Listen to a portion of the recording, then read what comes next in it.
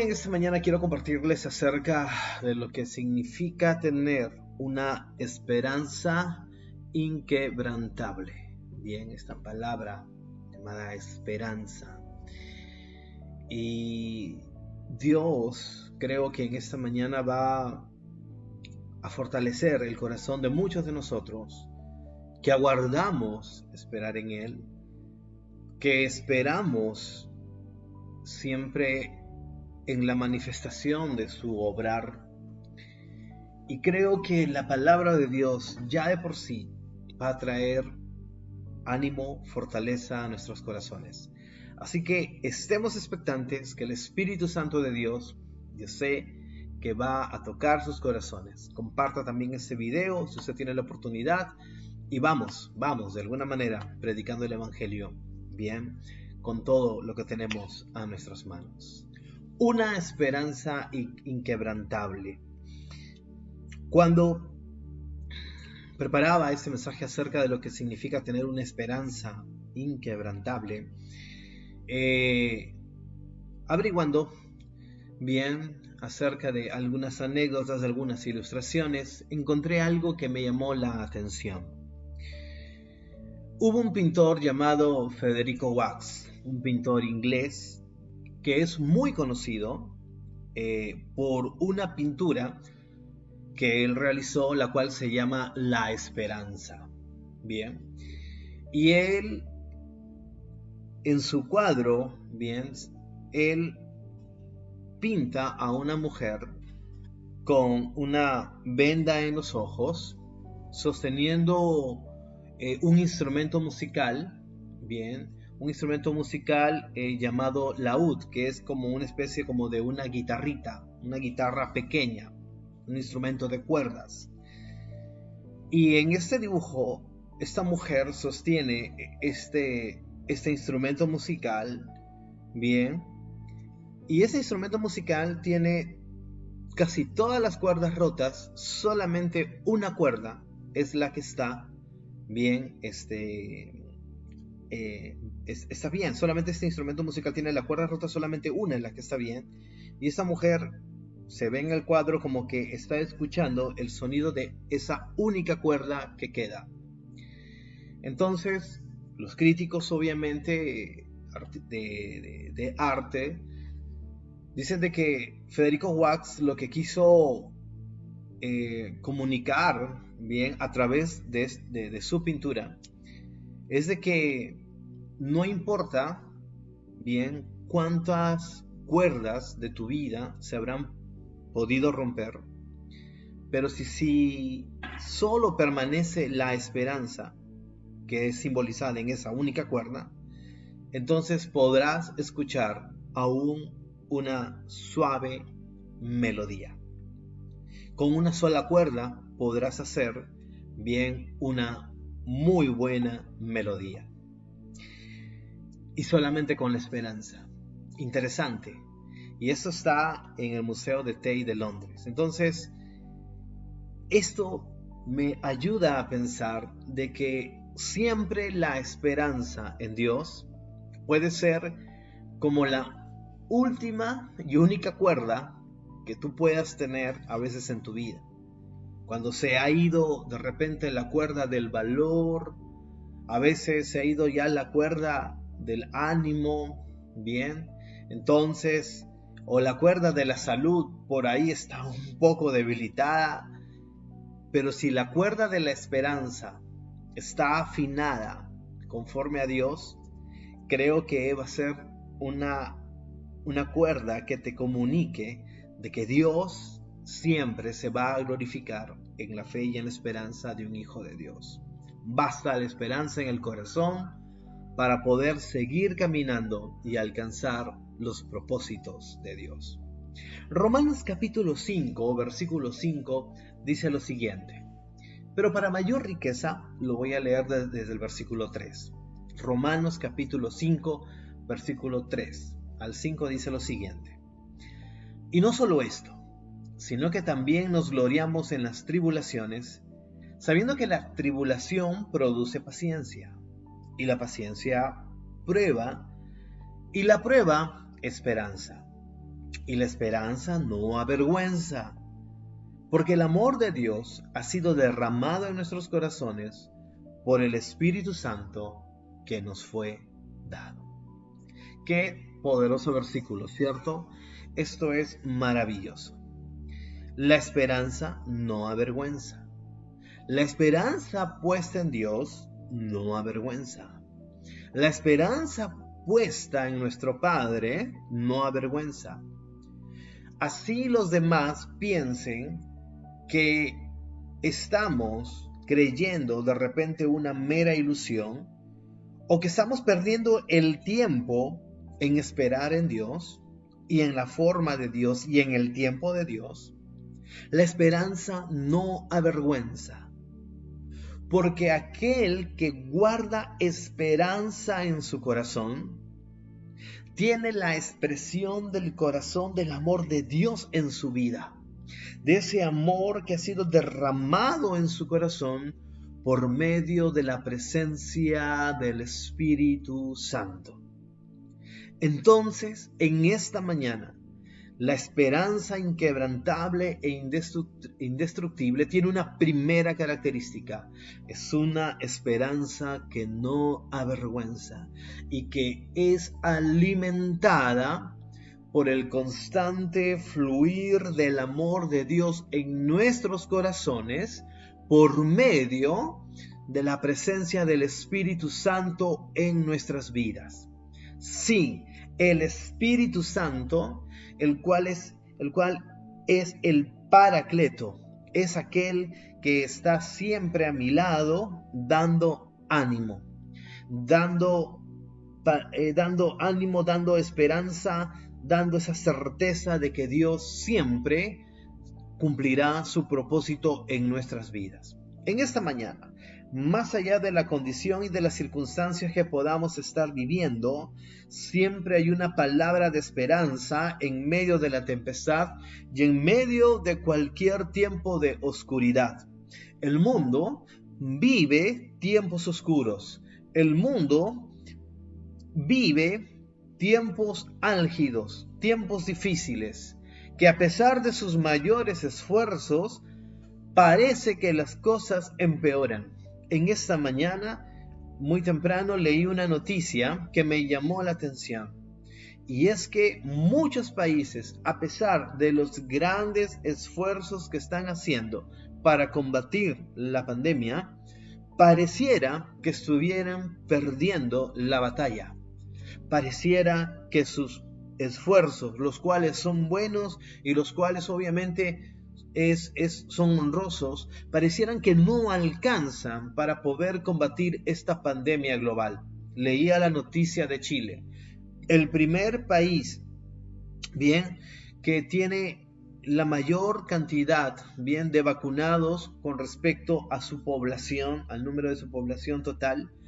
Hoy, al día de ayer, ha alcanzado 7,000 casos, bien, de coronavirus. 7,000 al día. Ha roto todos los esquemas, ha roto todas las estadísticas. A pesar de que su población, a pesar de que sus esfuerzos por vacunar, obviamente son aplaudidos, bien, son necesarios, lo digo de nuevo, pero pareciera que algo se escapa de las manos.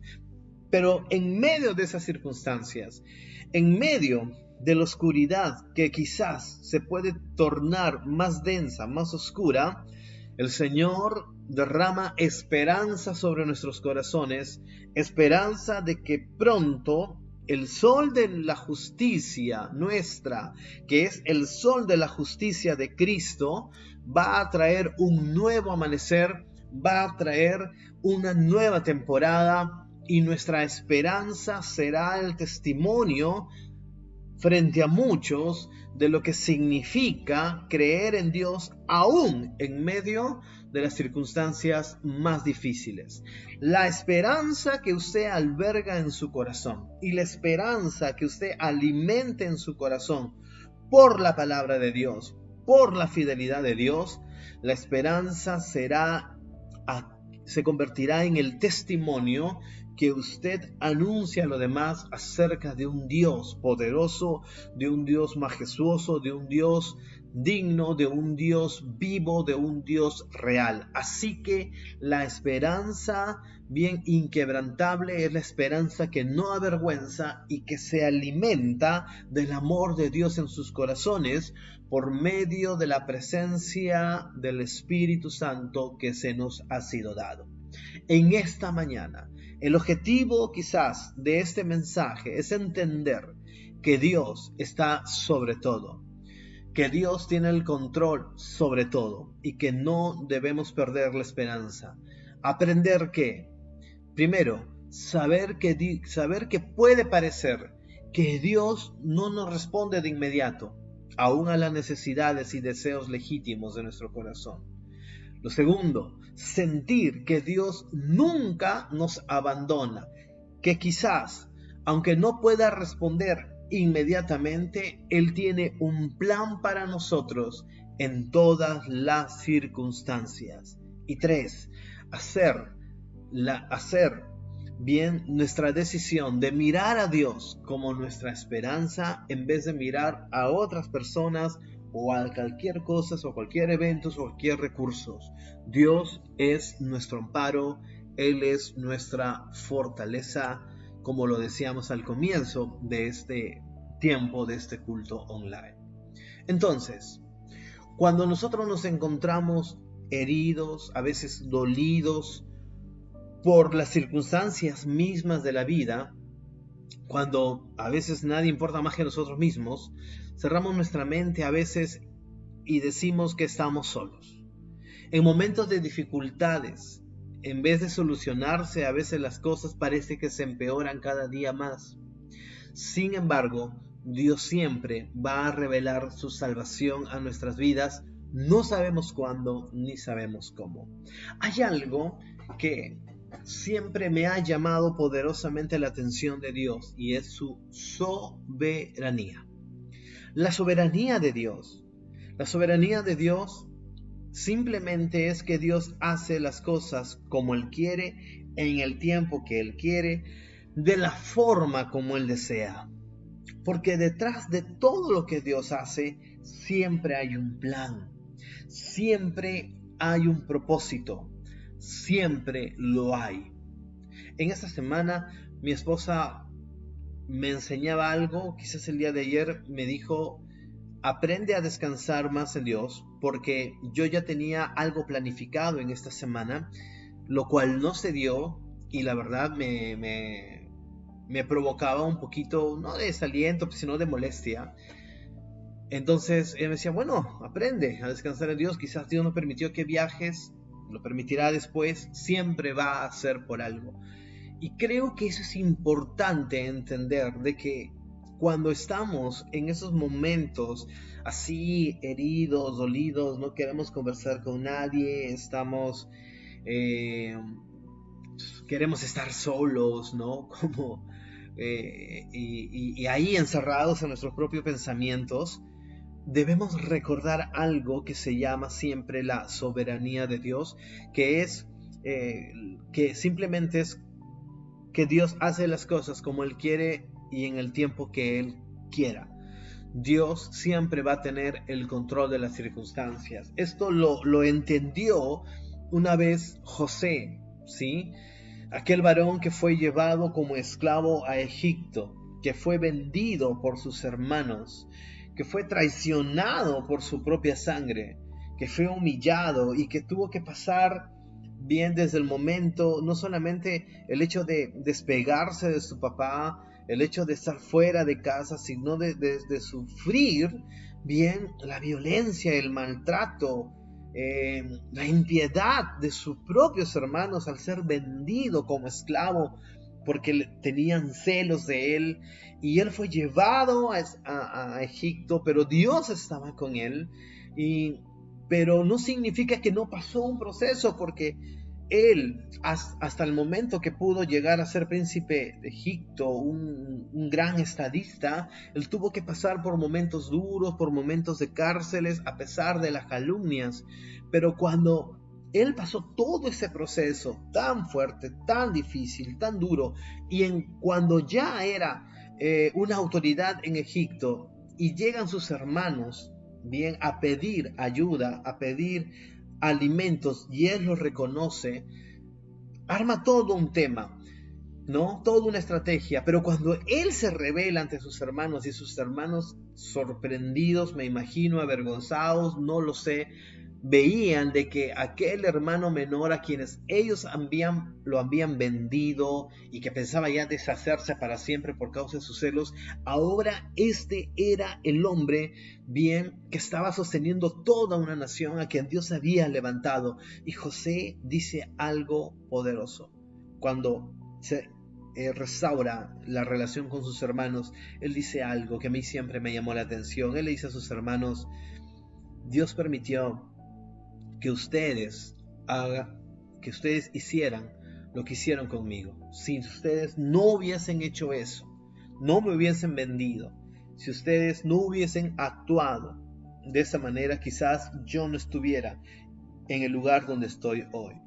Es decir, qué corazón el de José, tan dependiente de Dios, de reconocer que si Dios no hubiese permitido que hicieran bien eso con él, entonces él no hubiese llegado a ese camino de ser un príncipe de Egipto. Él no usó las circunstancias, él no usó el abuso para poder cobrar venganza. Él no usó de su autoridad para poder cobrar venganza. Él, todo lo contrario, como un hombre de Dios, reconoció que esas circunstancias difíciles y aún, bien, el daño que le hicieron formaba parte de la soberanía de Dios para el cumplimiento de un propósito. Lo que debemos entender, y a veces se nos es difícil comprender en el momento de las circunstancias difíciles, es que ese momento que estamos viviendo hoy forma parte de la historia de nuestras vidas, como un capítulo quizás difícil que nadie quiere leer en la página de un libro, pero que forma parte de un proceso para un excelente final.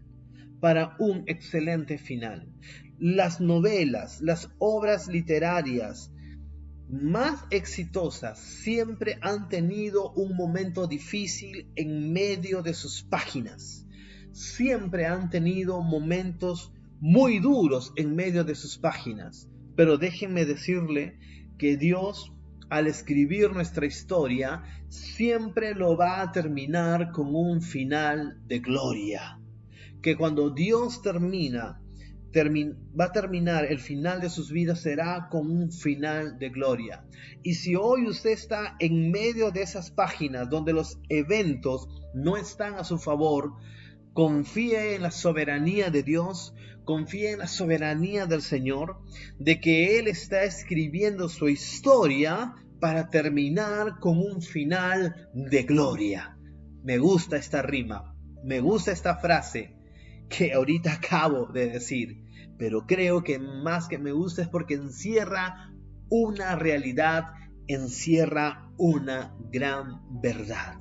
En medio de tu historia y de los momentos más difíciles, Dios terminará tu historia con un final de gloria. Así que dale gracias a Dios en esta mañana. Dale gracias a Dios porque Él así lo está haciendo, Él así lo está escribiendo. Confíe en su soberanía. ¿Quiere fortalecerse en la esperanza? Confíe en la soberanía de Dios. Es importante entender también quién es nuestro Dios, quién es nuestro Padre. No solamente confiar en la soberanía de Dios, sino que usted abrace la verdad de que Dios es su Padre, de que Dios es su Padre. Cuando yo leo el libro de Job y hacemos un estudio acerca del libro de Job, el libro de Job es un libro de verdad muy especial. Hay que saber leerlo. Y Job es probado en su fe. Un hombre obediente, un hombre íntegro. Pero ya sabemos todo lo que Job pasó. Y hay algo interesante, porque Job siempre, cuando nosotros leemos, siempre justificaba y él decía, ¿por qué me pasa esto a mí? ¿Por qué me pasa esto a mí? ¿Por qué me pasa esto a mí? Y no entendía las cosas. Tenía demasiadas preguntas. Sus amigos, en la muy buena intención, tratan de traerle respuesta. Algunos quizás le responden de manera dura.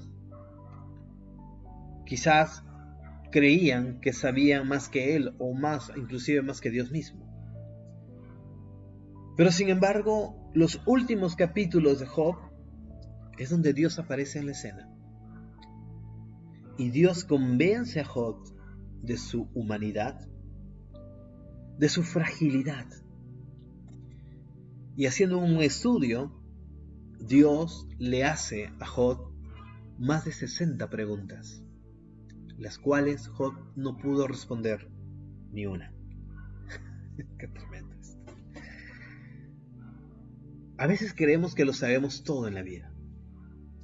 A veces pensamos que el hecho de ser buenos creyentes y buenos cristianos, que el hecho de ofrendar y diezmar, que el hecho de obedecer a Dios nos va a librar de pasar ciertas pruebas en medio de la vida. Sin embargo, Dios no nos promete eso. Dios nos lleva al convencimiento de nuestra fragilidad para poder depender de Él. La esperanza inquebrantable. La esperanza inquebrantable es la esperanza que se ve fortalecida al reconocer nuestra propia debilidad y al reconocer que Dios es un Dios poderoso en nuestras vidas. Me encanta cómo Job, en el último capítulo, dice lo siguiente. Respondió Job a Jehová y dijo, cuando él ya se rindió, esto se da cuando Dios le hace cerca o más de 60 preguntas, y Job cada vez se iba menguando, convencido de que él pretendía saber algo, que él pretendía justificarse en sus buenas obras, o simplemente se abandona delante de Dios, se rinde delante de Dios y dice lo siguiente. Yo conozco que todo lo puedes, dice Job al Señor, y que no hay pensamiento que se esconda de ti. ¿Quién es el que oscurece el consejo sin entendimiento? Por tanto, yo hablaba lo que no entendía, cosas demasiado maravillosas para mí que yo no comprendía. Oye, te ruego y hablaré. Te preguntaré y tú me enseñarás. De oídas te había oído, mas ahora mis ojos te ven. Por tanto me aborrezco y me arrepiento en polvo y ceniza. Job se da cuenta de su condición. Job se da cuenta de esa condición humana, imposible de justificar, y simplemente pone toda su esperanza en el Dios Todopoderoso. Dios tiene que tratar con nosotros. Muchas veces va a tener que tratar con esa área de nuestra vida, la cual muchas veces tratamos de justificar. Dios, ¿por qué lo permite? ¿Usted alguna vez ha orado eso? Dios, ¿por qué permites esto? Si yo ofrendo, Dios, si soy... sabes que soy fiel en las ofrendas, sabes que soy fiel, Señor, en mis diezmos, ¿por qué tengo necesidad? Dios, ¿por qué tengo que pasar estos momentos? ¿Por qué? ¿Por qué? ¿Por qué? ¿Y por qué? ¿Y por qué? Y sentimos que la esperanza comienza a decaer y apagarse y apagarse y apagarse, pero se aviva cuando reconocemos como Job diciendo: Señor, no sé nada, soy frágil, de oídas te había oído. Y hablaba y decía cosas que no vivía, cosas que no entendía, pero lo decía. Me faltaba relacionarme de manera viva contigo. Dios nos quiere llevar a ese punto de reconocer nuestra fragilidad para poder tomar de la fortaleza de Dios. La esperanza se aviva cuando reconocemos que somos débiles. Entonces su poder actúa en nosotros. El apóstol Pablo, en el cual habla como que si fuera de otra persona, pero era él. Porque él dice: conozco de alguien que ha recibido tremendas revelaciones. ¿No? Y luego habla acerca de su de lo que Dios le había dado como un azote, puesto que para no gloriarse en las grandes revelaciones, Dios siempre le manda, me olvidé la palabra y lo voy a leer acá en Gálatas, le manda como un recordatorio de su propia debilidad. De tal manera que no se sabe que si esto era una enfermedad a los ojos o era un espíritu inmundo que lo atormentaba. Los teólogos no definen aún. Pero sin embargo el apóstol Pablo vivía algo que Dios permitía que viniera a su vida, como una especie de un azote, para que él recordara de que era humano, de que era frágil, de que era el débil. De tal manera que él dice: bástate de mi gracia. Dios le dice: porque mi poder se perfecciona en la debilidad. Él tenía un aguijón en la carne. Mire lo que dice 2 Corintios capítulo 12. Él dice: ciertamente no me conviene gloriarme, pero vendré a las visiones y a las revelaciones del Señor. Y él habla de otra persona, pero es sí mismo. Conozco un hombre en Cristo que hace 14 años. Sí, en el cuerpo no lo sé. Si fuera del cuerpo no lo sé, Dios lo sabe.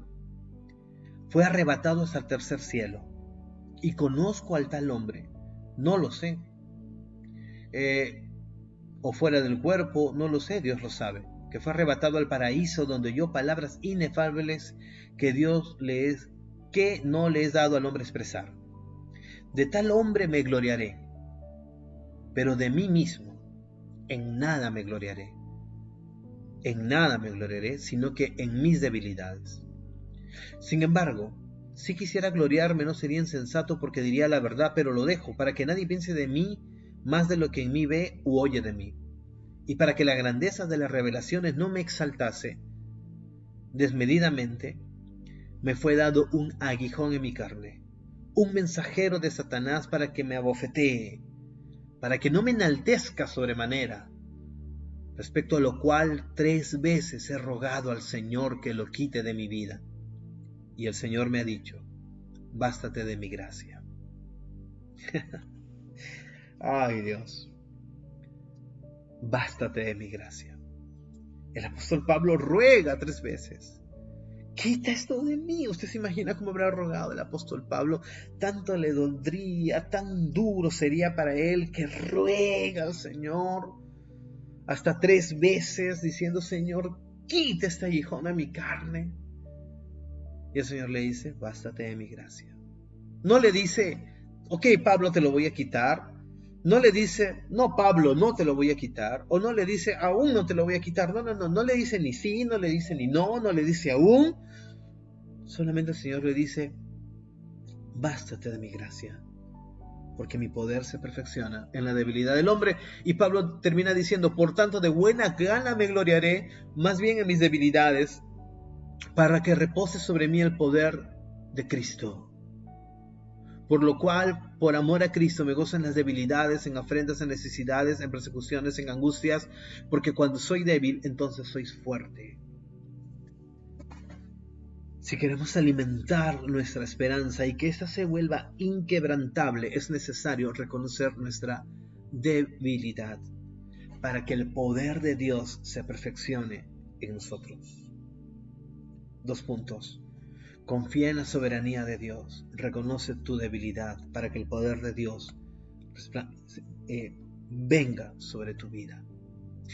Tercer punto, mire lo que dice la Biblia en Isaías capítulo 41, versículo 8 al 14. Isaías capítulo 41, versículo 8 al 14. Lo voy a leer. Es un canto al alma, lo que dice la palabra de Dios en este pasaje. Isaías capítulo 41, versículo 8 al 14 dice lo siguiente. Pero tú, Israel, siervo mío, eres tú. Vamos a cambiar el nombre de Israel o de Jacob por nuestros nombres. ¿Qué le parece? Vamos a leerles este versículo de manera más didáctica. Pero tú, voy a poner mi nombre, Rafael, siervo mío eres tú. Rafael, a quien yo escogí. Descendencia de Abraham, mi amigo. Me encanta esto. Porque te tomé de los confines de la tierra. Y de tierras lejanas te llamé y te dije, mi siervo eres tú, te escogí y no te deseché. No temas porque yo estoy contigo, no desmayes porque yo soy tu Dios, que te esfuerzo, siempre te ayudaré, siempre te sustentaré con la diestra de mi justicia. He aquí, que todos los que se enojan contra ti serán avergonzados y confundidos. Serán como nada y perecerán los que contienden contigo. Buscarás a los que tienen contienda contigo y no los hallarás. Serán como nada y como cosas que no es aquellos que te hacen la guerra. Porque yo, el Señor Jehová, soy tu Dios, quien te sostiene de tu mano derecha y te dice, no temas, yo te ayudo. No temas, gusano de Jacob. Oh vosotros los pocos de Israel, yo soy tu socorro, dice Jehová, el Santo de Israel es tu Redentor. Voy a explicar luego por qué dice gusano de Jacob. Pero es importante pensar de que Dios no nos abandona cuando estamos en medio de los problemas más difíciles de nuestra vida. Cuando estos problemas comiencen a abrumarnos, la verdad es que Dios no te ha abandonado ni te va a abandonar. Él dice, yo soy el que te sostiene de la mano derecha. Muchas veces pasa lo contrario. No es que Dios nos abandona. Muchas veces pasa lo contrario, es que nosotros abandonamos a Dios. Por nuestras locas decisiones, por el apuro, por el afán, en busca de respuestas y soluciones, abandonamos los principios de Dios. Dios quiere que sepamos, que tengamos la certeza que Él no nos ha abandonado. El tercer principio es saber de que la esperanza inquebrantable se basa en la continua presencia de Dios en nuestras vidas. Él no nos va a abandonar. Dice, hay algunos puntos en esta lectura del versículo 8. Dice, pero tú, Israel, siervo mío, eres tú a quien yo escogí. Habla de pertenencia. Eres de Dios. Eres pertenencia de Dios. Y déjame decirte algo. Dios te escogió a ti. Como dijo Jesús, no es que ustedes me eligieron, yo los elegí primero. La iniciativa partió del mismo corazón de Dios en elegirnos. Sí, ya sé que tenemos muchas debilidades, sé que tenemos muchos defectos en el carácter, sé que tenemos debilidades, sé que tenemos de repente cosas ahí ocultas. Y uno dice, pero Dios, así como soy, sí, así como eres. así como eres te elegí, así como eres yo te he conocido, te he elegido, me plugo darte mi gracia, mi favor, mi perdón, así como eres. Calificas. Quizás para otros y para el mundo no puedes calificar, pero para mí calificas. ¿Sí? ¿Sabes por qué? Por gracia y por amor calificas. Yo te escogí. Yo te escogí. Eso me hace recordar a aquella anécdota de este misionero que tenía 4 hijas. 4 hijas. En uno de sus viajes misioneros con su esposa y con su familia, conocen a una bebé cuyos padres habían fallecido, cuyos padres habían muerto. Y ellos adoptan a esta bebé, ellos adoptan a esta niña, y la niña crece en el calor de un hogar cristiano bajo unos padres maravillosos y bajo 4 hermanas. Un día las 5 ya hermanas, es decir, las 4 hijas biológicas y la niña adoptada, comenzaron a pelear por el amor de papá y de mamá.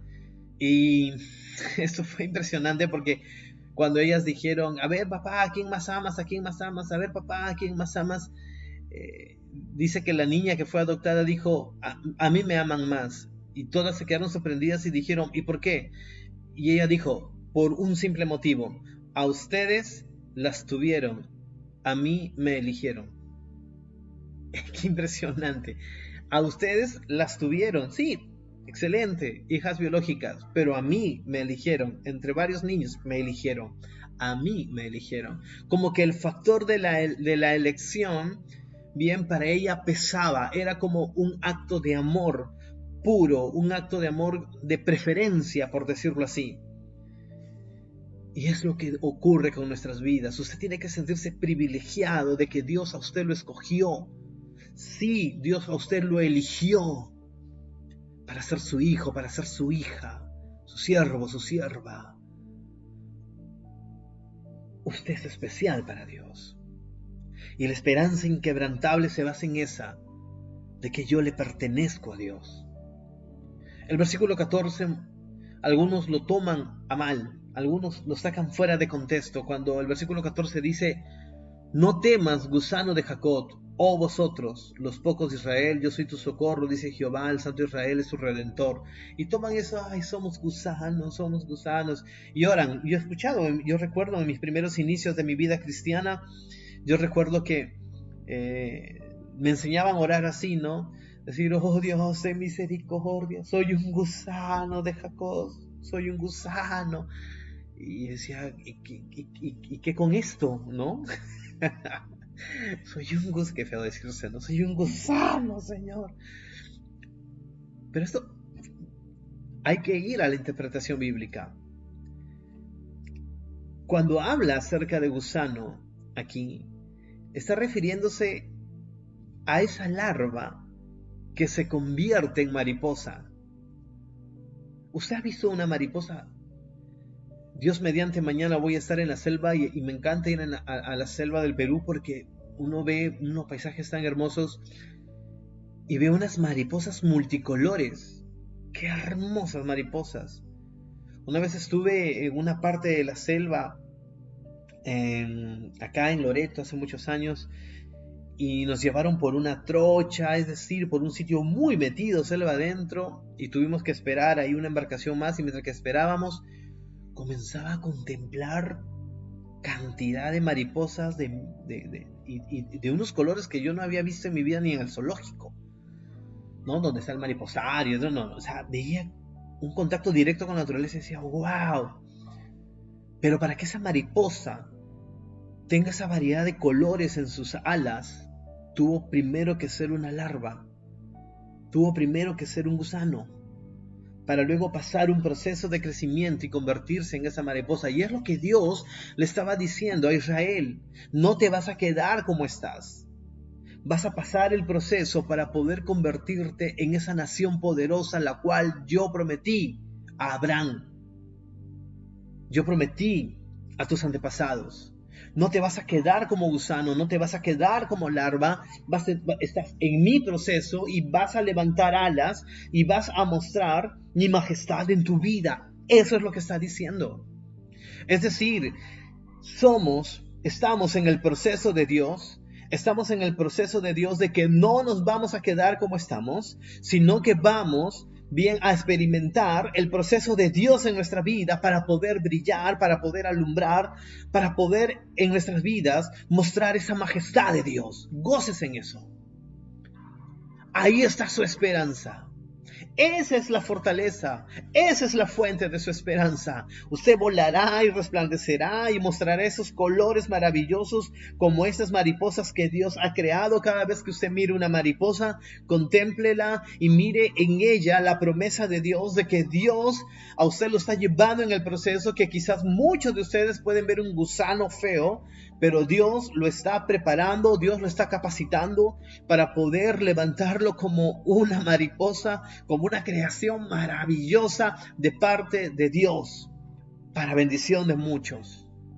Por eso dice la Biblia, el apóstol Pablo en 2 de Corintios dice que somos hechura suya, obra de sus manos. Y me encanta porque la palabra hechura acá en el original griego significa obra de arte. Somos una obra de arte en manos de Dios.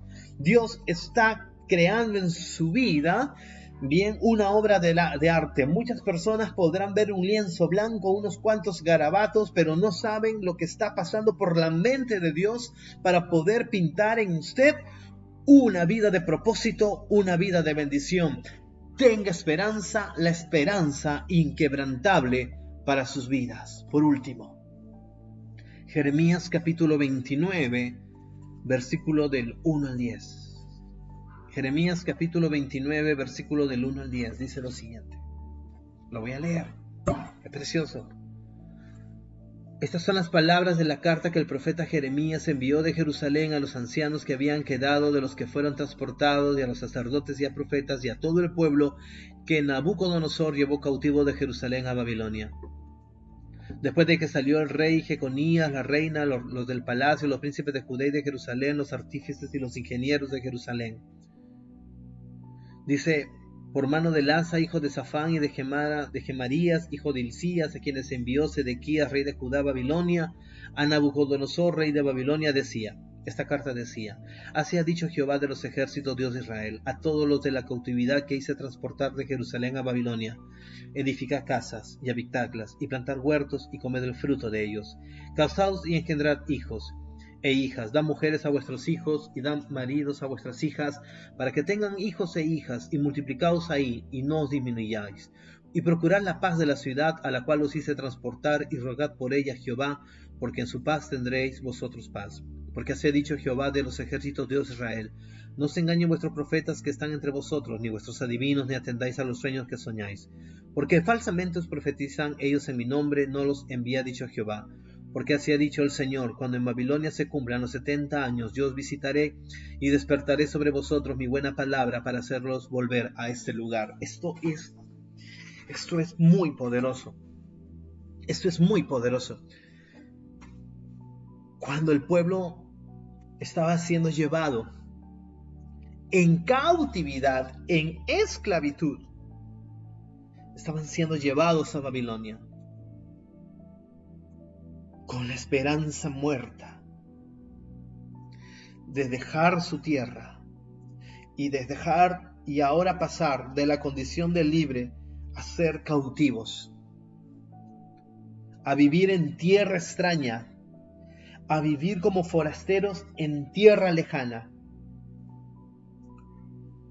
Dios, a través de Jeremías, envía una carta a todos esos cautivos. Y es una carta de ánimo.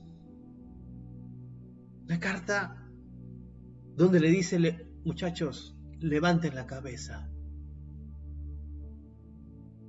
¿Usted se imagina yéndose cautivo? ¿Quién se va contento, dígame usted, sacado de su tierra? ¿Quién sale de su tierra contento y yéndose como esclavo a otro lado? Pero Dios a través de esta carta le dice, hey, hey, levanta la cabeza. Yo estoy permitiendo esta cautividad. Y no hagan caso a los profetas y a los que sueñan. No. Miren, yo he destinado para ustedes 70 años. Pero en medio de estos 70 años, cuando lleguen a esta tierra, cuando lleguen a Babilonia, sí, al lugar de su cautiverio, cuando lleguen ahí, edifiquen casas. Yo permitiré que edifiquen casas, que las habiten, que planten huertos, que coman del fruto de lo que siembran. Cásense, engendren hijos, dan mujeres a vuestros hijos, dan marido a vuestras hijas, para que se multipliquen. Lo que Dios les estaba diciendo es, la historia no termina aquí. La historia no termina con este es un proceso, Multiplíquense, porque ustedes van a volver a la tierra. Y hace unas semanas estudiamos acerca de Nehemías, cómo Dios restaura los muros de Jerusalén, restaura el templo, y luego de 70 años el pueblo vuelve a Jerusalén. Pero en medio del proceso de la cautividad, Dios levanta una palabra de esperanza y le dice, hagan.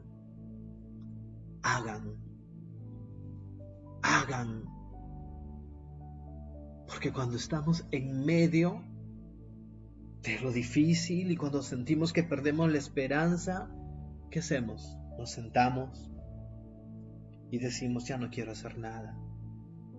Ya se perdió toda esperanza. Me estoy yendo cautivo a Babilonia. Yo en mi casa, allá en Jerusalén, tenía mi casita, tenía mi huerto. Recuerdo que allá hace muchos años yo tenía mis pertenencias. Qué tiempos aquellos. Y ahora acá ya no tengo ganas de hacer nada. ¿Para qué? ¿Para qué voy a hacer? Mis hijos no me hacen caso. Ya están grandes. ¿Qué me van a respetar ahora? Si de niños quizás yo no les enseñé a hacerlo. No, ¿para qué luchar ya si mis hijos están grandes? ¿O para qué luchar si mi esposa al final simplemente no me ama, o mi esposo? ¿Para qué luchar por este matrimonio? ¿Para qué? ¿Para qué levantarme mañana lunes a buscar trabajo si la cosa está pésima? Si las circunstancias están por los suelos. Ya busqué toda la semana, ya estuve muchas horas bajo el sol. ¿Para qué me voy a levantar mañana a hacer lo mismo? ¿Para qué seguir luchando? Y en medio de esa desesperanza, en medio de ese proceso de cautividad, Dios le dice, hagan, esfuércense, la vida no ha acabado. Lo que le dijo a este pueblo, procura la paz de la ciudad donde está yendo, oren por ella, porque cuando oren por ella y haya paz, esa paz también vendrá a ustedes. Lo que Dios le está diciendo es, hey pueblo, no pierdan la esperanza. Yo voy a estar con ustedes en medio de este proceso. Y en medio de este proceso, ustedes van a multiplicar, ustedes van a ser bendecidos, ustedes van a tener paz. Y cuando termine, verán obviamente el obrar de Dios con una esperanza inquebrantable y maravillosa. Y debemos tener esperanza porque Él pondrá fin a nuestros problemas en su debido momento. Solo en Dios nuestra esperanza está segura. En nuestra Biblia la palabra disciplina aparece cerca de 8 veces. En el mundo y en el contexto griego, la palabra para disciplina es la palabra educación. Tener disciplina es comprender de que Dios nos ha metido a su escuela, a la escuela de la fe, a la escuela de la fe. Yo veo en mi hija algo, que ha empezado sus clases de 5 años. Y es que antes de los 5 antes de empezar las clases, cuando ella hacía sus números, los hacía como ella quería. Dibujaba el 3 de una forma, dibujaba el 2 de una forma, y para ella estaba bien. Pero cuando vino a las clases, la profesora ahora le corrige y le recomienda un cuaderno donde dibujar bien la letra por los puntos correctos. Eso se llama disciplina. Eso se llama escuela. Sin Cristo hemos hecho las cosas como se nos ha venido en gana, pensando que estaban bien. Pero ahora que estás en la escuela de Dios, Él te dice: hey, sigue el trazado. Sigue el trazado.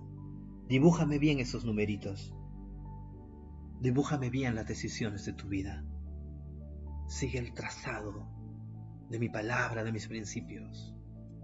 Sigue las enseñanzas. Ya no a tu manera, a mi manera.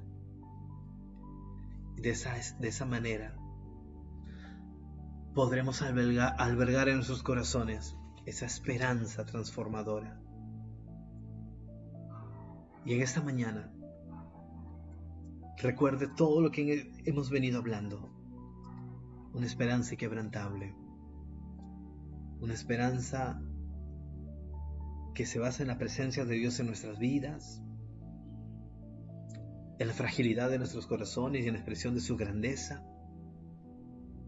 Que Él en medio del proceso siempre va a decirnos: no se terminó, haz algo, multiplícate, avanza. Es el ánimo que te da tu Padre en esta mañana. Y más allá de las cosas que puedas estar viviendo, tu Padre está contigo. Tu Padre te anima. Él es el Dios que te alienta. Déjame orar por ti en esta mañana. Que el Espíritu Santo selle esta palabra en tus corazones. Señor, en el nombre de Jesús, gracias.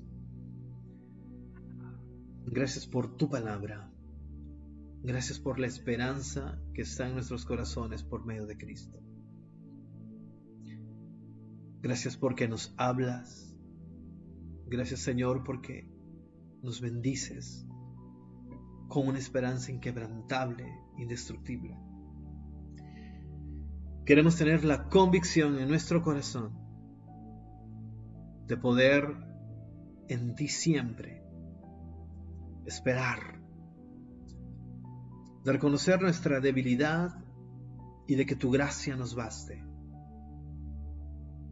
de que tu presencia siempre está con nosotros en medio de cualquier circunstancia,